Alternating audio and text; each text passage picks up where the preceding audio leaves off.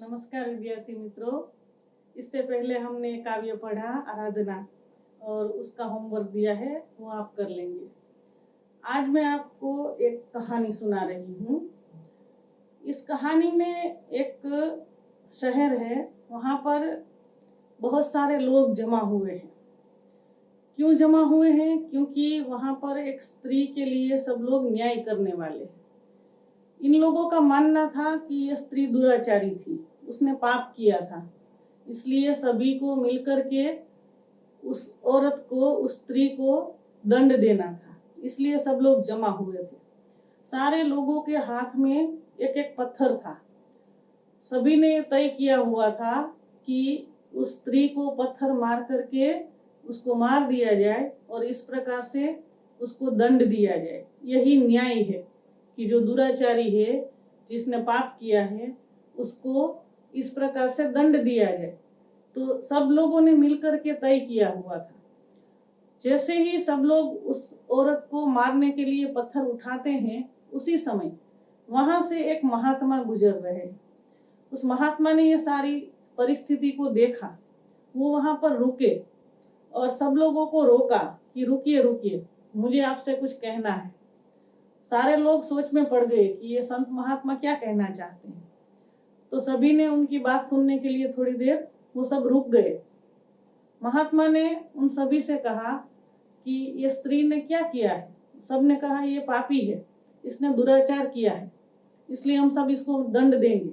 महात्मा ने कहा कि आप इसे दंड अवश्य दीजिए, लेकिन पहले मेरी एक बात का जवाब दीजिए कि इस स्त्री ने तो पाप किया है, ठीक है, उसकी गलती हो गई, लेकिन आप लोगों में से कोई ऐसा है जिसने कभी जीवन में पाप ना किया हो? अगर ऐसा है तो फिर वही पहला पत्थर मारेगा इस स्त्री को जिसने जीवन में कभी पाप किया ही ना हो। तो सारे लोग सोच में पड़ गए कि ऐसा तो कभी हुआ नहीं, हमने कभी न कभी अपने जीवन में कोई न कोई पाप तो किया ही होता है, तो फिर इसको हम पत्थर कैसे मार सकते हैं। फिर महात्मा ने समझाया कि हम लोग हमेशा जीवन में कोई न कोई पाप जरूर करते हैं, हमेशा पुण्य का काम ही करते हैं ऐसा नहीं है। तो जब हम पाप करते हैं तो हमें कोई ऐसा राइट नहीं है, कि हमें कोई ऐसा हक नहीं है कि हम दूसरों का न्याय करें। पहले हमें अपने अंदर झांकना चाहिए, उसके बाद हम दूसरों का न्याय कर सकते हैं कि वो पापी है कि पुण्यशाली है। इस प्रकार महात्मा ने उन सारे लोगों की आंखें खोल दी और ये समझाया कि न्याय हमेशा सच्चा होना चाहिए, उसमें कोई भेदभाव नहीं होना चाहिए, कोई ऊंच नहीं, कोई नीच नहीं, कोई राजा नहीं, कोई रंक नहीं। तो ऐसी ही एक कहानी हमारे इस कक्षा 9th के किताब में है, जिसका नाम है न्याय मंत्री। तो आज हम पढ़ेंगे वो कहानी। इस कहानी के लेखक है सुदर्शन जी। सुदर्शन जी का जन्म जो है वो पंजाब के सियालकोट स्थान पर हुआ था और इनका मूल नाम बद्रीनाथ शर्मा था। सुदर्शन के नाम से वो कहानियां लिखते थे और बहुत ही छोटी आयु में, यानी बचपन से ही वो कहानियां लिखते थे। इनकी कहानियां बहुत ही सुंदर होती है और उसमें कोई ना कोई बोध रहता है। वैसे कहानी में बोध होता ही है, लेकिन सुदर्शन जी की कहानी जो है वो होती बहुत छोटी है, लेकिन उसके अंदर बहुत बड़ी बात कही गई होती है। तो ऐसी कहानी है न्याय मंत्री। न्याय मंत्री कहानी की शुरुआत ऐसे होती है कि एक राज्य में एक छोटा सा घर है। उस घर के दरवाजे पर दस्तक होती है संध्या के समय, शाम का समय है। दरवाजा किसी ने खटखटाया तो अंदर से एक व्यक्ति जो गृहस्थ है, जो उस घर में रहता है, उसका नाम शिशुपाल है। उसने दरवाजा खोला और देखा कि सामने एक परदेशी युवक खड़ा था और शिशुपाल ने उनको आवकार दिया कि भाई आप अतिथि है, हमारे घर पर कोई आता है तो हम उसका स्वागत करते हैं।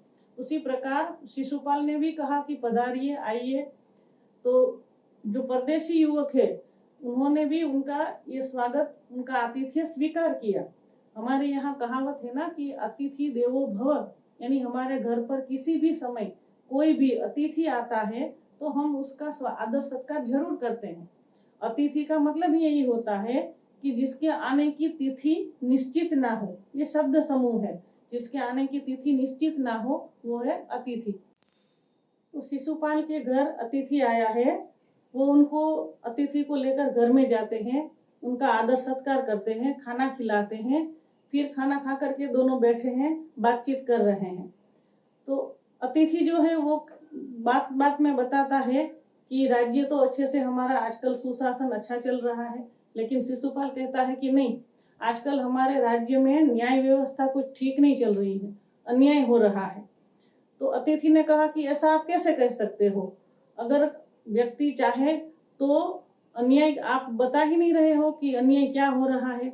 शिशुपाल ने कहा कि नहीं, अगर व्यक्ति चाहे, न्याय मंत्री चाहे तो समाज में, राज्य में न्याय व्यवस्था अच्छे से हो सकती है। तो अतिथि ने कहा कि आप ऐसा कह के क्या साबित करना चाहते हैं। शिशुपाल ने कहा कि अगर मुझे अवसर मिले तो मैं बता दूं कि न्याय कैसे होता है। अतिथि ने कहा कि अच्छा, तो आप अवसर चाहते हो। शिशुपाल ने कहा बिल्कुल, अगर मुझे अवसर मिले, मौका मिले, अवसर का मतलब यहाँ मौका, मुझे अगर मौका मिले तो मैं सबको बता दूं कि न्याय कैसे किया जाता है। ऐसा कह करके ये बातचीत खत्म होती है, दोनों सो जाते हैं और सवेरे उठ करके अतिथि युवक जो था वो चला जाता है। कुछ दिनों के बाद शिशुपाल के घर कुछ राज सैनिक आते हैं। ये राज सैनिक जो है वो शिशुपाल को राज दरबार में ले जाने के लिए आते हैं।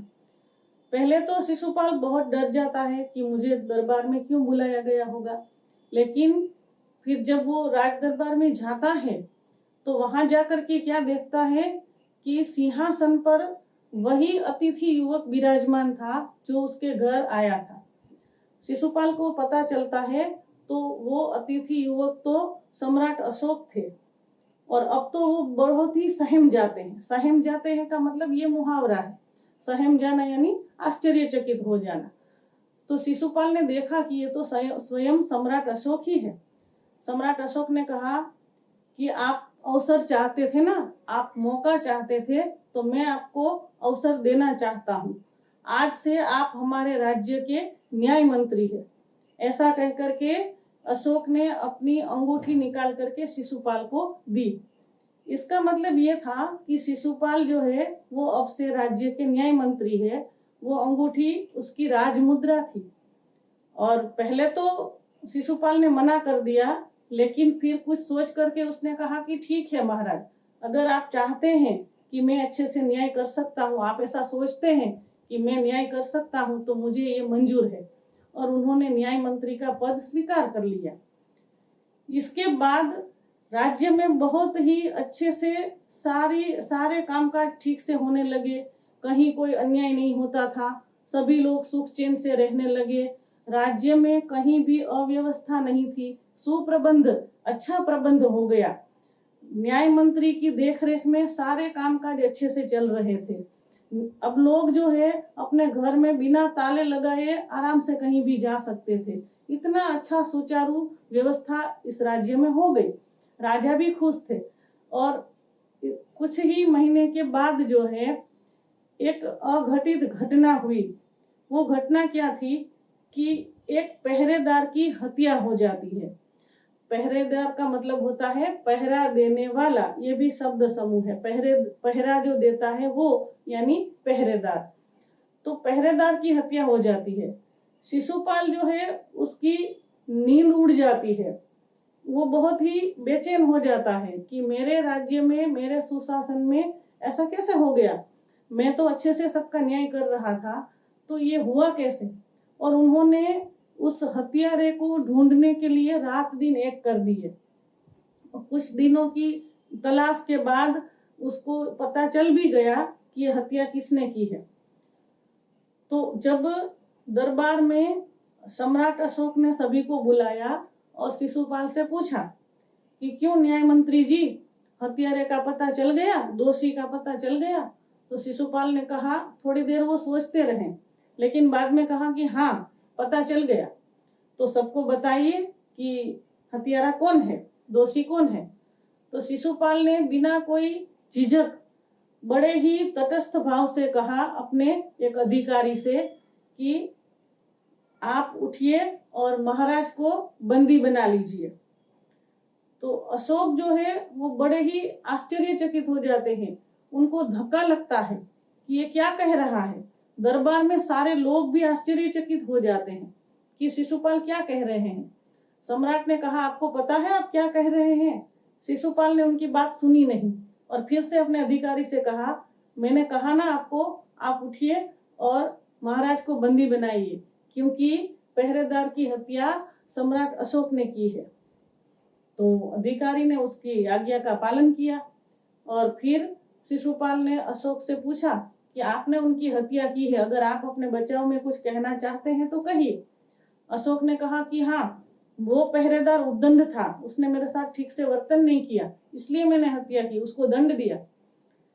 तो शिशुपाल ने कहा, वो जो भी हो, वो बात की बात है, लेकिन अभी आप दोषी है, आपने हत्या की है, आप हत्यारे हैं और हत्यारे को दोषी साबित करते हुए उसको दंड देना मेरा काम है। मैं न्याय मंत्री हूँ, इसलिए आपको दंड दिया जाता है। और कौन सा दंड दिया जाता है? आपको मृत्यु दंड दिया जाता है। तो सारे लोग जो वहां पर उपस्थित से थे, सभी एकदम से आश्चर्यचकित हो गए कि ये न्याय मंत्री क्या कह रहे हैं। महाराज को मृत्यु दंड, राजा ने भी कहा, सम्राट ने भी, कि क्या बोल रहे हो, पता है ना? न्याय मंत्री ने कहा, हाँ मुझे अच्छे से पता है मैं क्या कह रहा हूँ। और थोड़ी देर के बाद उसके इशारे पर उसका जो अधिकारी था वो सम्राट अशोक की एक सोने की मूर्ति लेकर वहां पर उपस्थित होता है। तो सब लोगों ने उसको देखा। सम्राट ने पूछा कि ये क्या है? तब शिशुपाल कहता है कि महाराज, आपने हत्या की है, आप दोषी है, आपको दंड मिलना चाहिए, आपको मृत्यु दंड दिया गया है, लेकिन न्याय सभी के लिए एक ही होता है, राजा हो या गरीब हो, कोई भी हो। लेकिन क्योंकि शास्त्रों में राजा को ईश्वर का रूप माना गया है, इसलिए आपको यानी कि राजा को केवल ईश्वर ही दंड दे सकता है और कोई नहीं। इसलिए मैंने आपकी ये सोने की मूर्ति बनवाई है और आज हम इसी मूर्ति को फांसी पर लटकाएंगे, ताकि सभी लोगों को पता चले कि न्याय सबके लिए एक बराबर होता है। तो ये उन्होंने एक रास्ता निकाला कि लोगों को पता चले कि सम्राट हो या गरीब व्यक्ति हो, कोई भी हो, लेकिन न्याय सबके लिए एक समान होता है। और ये बात सुन करके सम्राट अशोक जो है वो गदगद हो गए। गदगद हो जाने का मतलब है भाव विभोर हो जाना। उन्होंने तो खोज की थी, शुरू किया था क्या कि उनको अच्छा न्याय मंत्री चाहिए था, ये उन्होंने खोज की और उनको ये न्याय मंत्री मिल गया था। ये न्याय सुन करके, शिशुपाल का न्याय सुन करके सम्राट अशोक बड़े ही खुश हो जाते हैं। उसको लगता है कि आज उसकी तलाश पूरी हुई। और फिर ये न्याय कर दिया शिशुपाल ने। तो राजा जो है उसने कहा कि आज के बाद हमेशा के लिए आप मेरे न्याय मंत्री हैं। लेकिन शिशुपाल ने कहा कि नहीं महाराज, मुझसे ये बाहर अब ये बोझ जो है ज्यादा उठाया नहीं जाएगा, आप अपनी राजमुद्रा वापस रख लीजिए। लेकिन सम्राट ने कहा कि नहीं, आपने सही न्याय किया है, इसलिए आज के बाद आप ही मेरे न्याय मंत्री रहेंगे। तो ये कहानी थी सुदर्शन जी की लिखी हुई न्याय मंत्री, जो हमने पढ़ी। अब आपको इसका होमवर्क करना है। क्या करना है कि पहले लेखक का परिचय, उसके बाद उसके शब्दार्थ, ये दो चीजें जो है आप नोटबुक में लिखेंगे। पहला काव्य, उसके बाद दूसरा पाठ। गद्य में पाठ नहीं लिखना है, पद्य में काव्य जरूर लिखना है, इस बात को याद रखिएगा। और इसका फोटोग्राफ जो है वो भी मैं रखूंगी, उतना ही आपको लिखना है, इससे ज्यादा नहीं। और स्वाध्याय पोथी में सारा स्वाध्याय, पूरा स्वाध्याय लिखेंगे, उसमें जितने भी क्वेश्चन दिए गए हैं उसके क्वेश्चन के आंसर आपको लिखने हैं। नमस्कार।